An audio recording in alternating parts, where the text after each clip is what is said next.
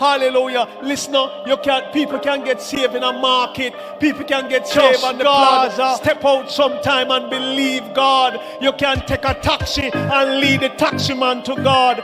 Go into all the world, where in the last days the commission of God is not just for the pastor. The deacon is for the children of God. It's for the believer. The person who do your ear might be a staunch sinner. I'm saying to you, where is the believers today ministering to the lost? People are dying daily and nobody is there harvesting. Everybody want breakthrough. Everybody want grapes. Everybody want Bima and Lexus and land. And not even the person who are selling the land who are going to hell. You know what? Tell them about Jesus. You know why? Prosperous ease.